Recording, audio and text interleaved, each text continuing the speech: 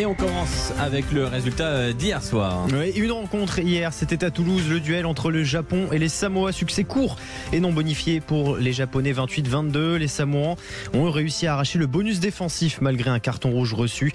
Un résultat qui place le Japon à la deuxième place de ce groupe D, élimine quasiment les Samoa. Il faudrait un enchaînement improbable de résultats pour que les Samoans puissent rallier l'écart. Les Japonais auront une finale à jouer contre l'Argentine qui affronte le Chili demain. Ce sera la semaine prochaine. Et surtout, cela qualifie l'Angleterre qui est assurée de la première place de ce groupe. Et oui, une très belle affiche ce soir, puisque voilà, après hier et aujourd'hui, la Nouvelle-Zélande, Italie. C'est la première balle de match pour les Italiens. Ils ont 10 points après leur succès contre l'Uruguay et la Namibie. S'ils gagnent ce soir, ils seront qualifiés pour l'écart. Ce serait une première.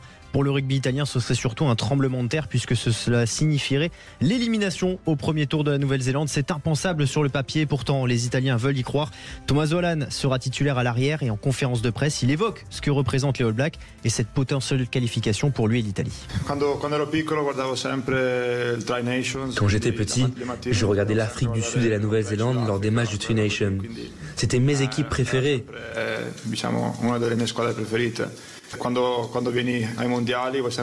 En Coupe du Monde, on joue les meilleures équipes de la planète. Ça va être une superbe expérience, même s'il va y avoir énormément de pression sur nous. Il faudra jouer notre jeu pendant 80 minutes et ne pas penser aux conséquences du résultat. La traduction mielleuse d'Antoine Mazer. Oui, et on rappelle que ces deux équipes sont dans le groupe de l'équipe de France, des Bleus qui sont exempts ce week-end et qui affronteront ces mêmes Italiens la semaine prochaine pour un vrai huitième de finale. L'heure est à la préparation pour les hommes de Fabien Galtier.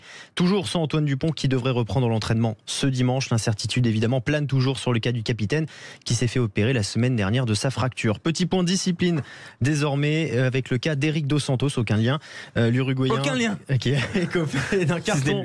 Même pas le pays en plus. Même pas le pays, non. C'est vrai, pas celui-là. L'Uruguayen qui a écopé d'un jaune à la 76e minute contre la Namibie vendredi. Jaune qui s'est transformé en rouge après via le bunker. Dos Santos encourait 6 matchs de suspension. Peine réduite à 3 par World Rugby. Donc, Coupe du Monde terminée pour le terreau. Merci beaucoup.